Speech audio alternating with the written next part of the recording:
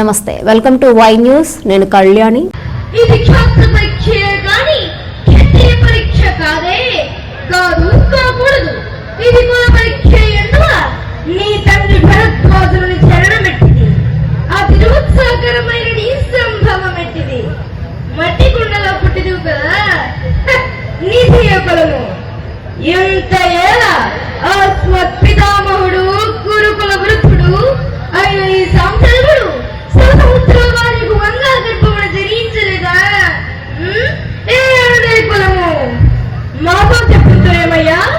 మా వక్తములకు మూలపురుషుడైన వశిష్ఠుడు జగమశ్రీకు వామసీపుత్రుడు కాడా? అతడు పంచములకు గణేకు నిరంజతి శక్తిని ఆ శక్తి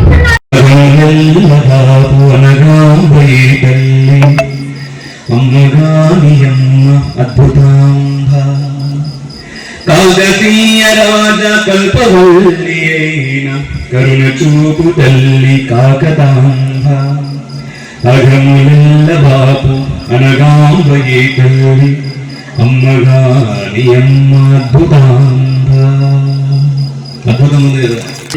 సుమారుగా 8 పేజీలు 12 రోజుల నుంచి రాస్తూ ఉంచాను.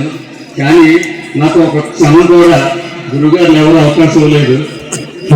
ఇప్పుడు తీసుకునే అవకాశం కూడా నాకు లేదు. యాక్చువల్గా ఈ విధియే లిఖితమైతే శంకరాన్ని ఈయన సొంతంగా రాసుకున్న పాటను కూడా నేనైతే ఈ రోజు ఇక్కడ ప్రజెంట్ చేద్దాం అనుకున్నాను.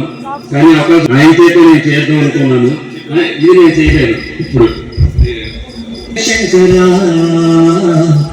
ఎందుకు మాకి చిన్న వందరా అంగపిండ బ్రహ్మాండాలు నీవురా తెలిసిన లోకం పేరు మారదురా. అండం ఎక్కడ ఉంటుంది? మన పుట్టక ముందు ఉంటుంది. పిండం ఎప్పుడు పెడతారు? మనం వచ్చినాక పెడతారు.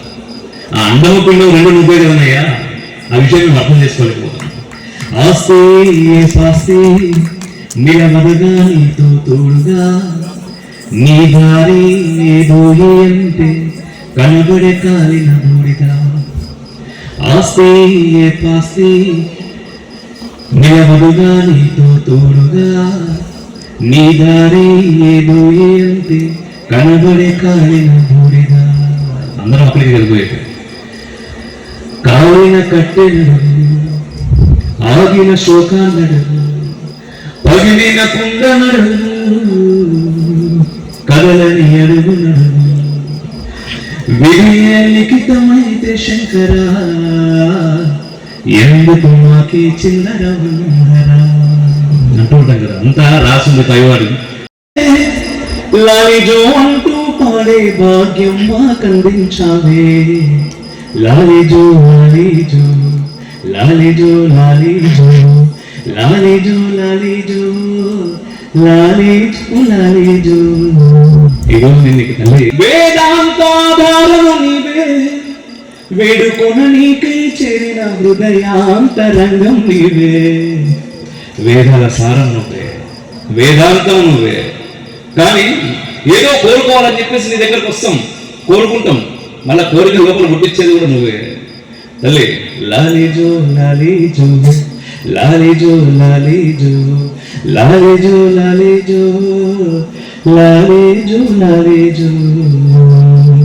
లాస్ట్ మాలోన ఉన్నది నీవే, మాకంటూ ఉన్నది నీవే.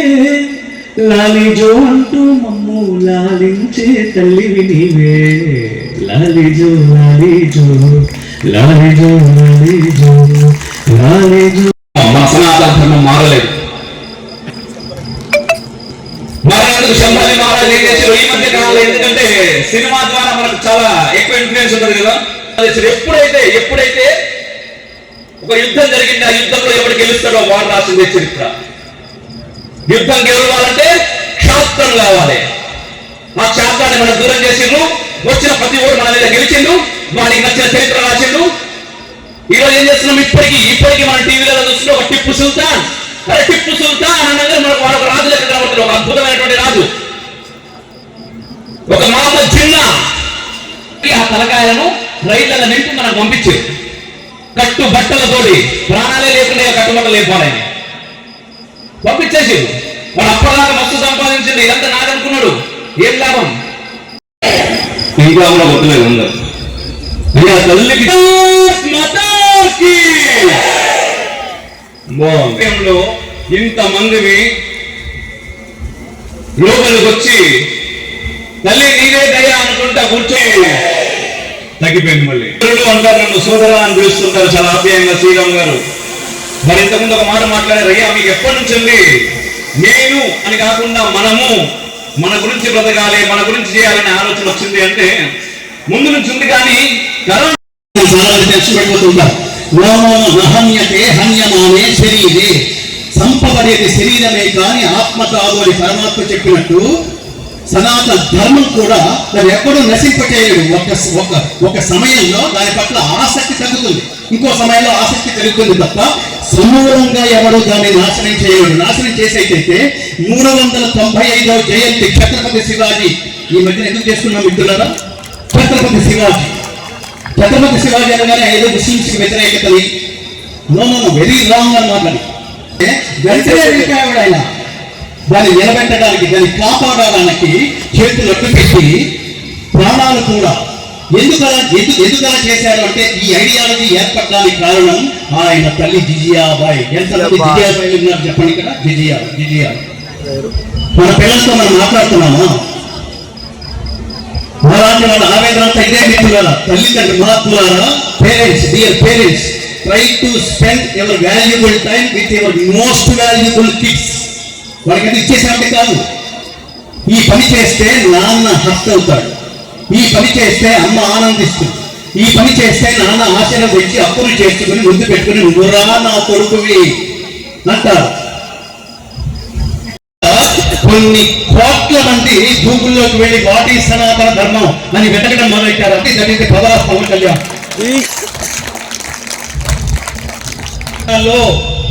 ప్రాణభిక్ష పెట్టిన వెంకటేశ్వరుడికి, ఎవరికి? చంద్రబాబు నాయుడు గారికి ప్రాణభిక్ష పెట్టి నువ్వు ఈ భూలోకంలో చాలా కాలం ఉండాలి నాన్న, నువ్వు చేయాల్సింది చాలా ఉంది అన్నట్టుగా ప్రాణభిక్ష పెట్టినందుకు తిరిగి వెంకటేశ్వర స్వామికి, ఆయనకేం తిరిగి చేయక్కర్లా, దేవుడికేం తిరిగి ఇవ్వలేం మనం. ఆ వెంకటేశ్వర స్వామి సమక్షంలో మీరందరూ కలిసి చేయాల్సింది ఏంటంటే సనాతన ధర్మానికి మీరేదో చెయ్యాలి. ఏం చెయ్యాలంటే సనాతన ధర్మ సారాంశమైన భగవద్గీతను 5వ తరగతి నుంచే విద్యార్థులకి పాఠ్యాంశంగా చేర్చండి. కలిగిన జీవిత నిఘంటువు భగవద్గీత ఎలా ప్రవర్తించాలో చెప్తుంది, ఎలా ప్రవర్తించకూడదో చెప్తుంది. అదేదో సినిమాలో హీరో ఒక డైలాగ్ అంటారు చూడండి, మనం ఉన్న కాలంలోనే మన తల్లిదండ్రులు వెళ్ళిపోతారు.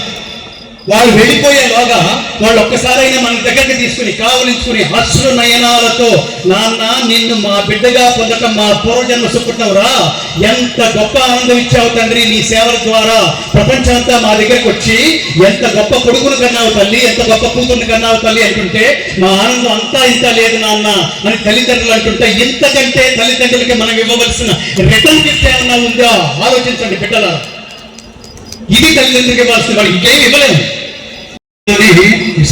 మంత్రం దాని కాక సినిమా లాగా ఒక ట్యాగ్ లైన్ పెట్టుకున్నాడు మనవాడు, మామూలు వాడు కాదు. దుర్గమ్మ సేవకుడు, కృష్ణయ్య సాధకుడు. ఎంత ధైర్యం ఇది! దుర్గమ్మ సేవకుడు, ఎవరైనా సేవకుడు 4 పూలు వేసి రోజు పూజా కార్యక్రమాలు పడితే మనం కూడా సేవకుడు తగిలించుకోవచ్చు. కానీ రెండోది పెట్టాడు, mind blowing, mind blocking. Krishnayya సాధకుడు అన్నాడు. కృష్ణుడు అంటే ధర్మం. యతో భావస్తతో కృష్ణ, యతో కృష్ణస్తతో ధర్మ, యతో ధర్మస్తతో జయ. కృష్ణుడు అంటే ధర్మమూర్తి. ధర్మం వైపే ఉంటాను అని ఒక ప్రతిజ్ఞ తీసుకుని ఈ కార్యక్రమంలో తను భూసంధ్రాతగా ఈ కార్యక్రమాన్ని నిర్వహించి,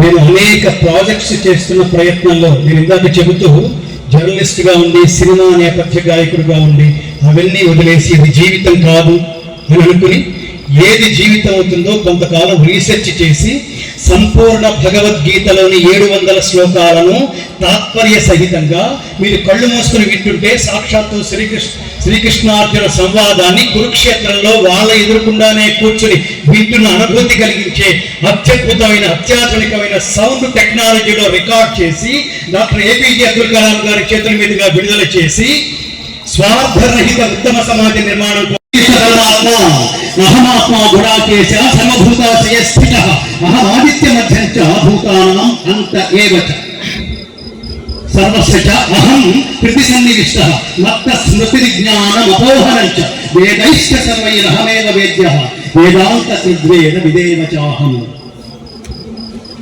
సర్వభూతమయందున్న ఆత్మని నేనే, వారి ఆది మధ్యాంతములను నేనే, సర్వవ్యాపకుడైన పరమాత్మని నేనే అని తాను దైవంగా ప్రకటించుకున్న కృష్ణ పరమాత్మ చేత బోధించబడింది భగవద్గీత. ఇది మానవుడు కాదు, అది సొంత అభిప్రాయం కాదు. అందుకనే నేను ఇందాక ప్రారంభంలో అంత లిస్ట్ చెప్పాను. Edwin Arnold, Max open hammer.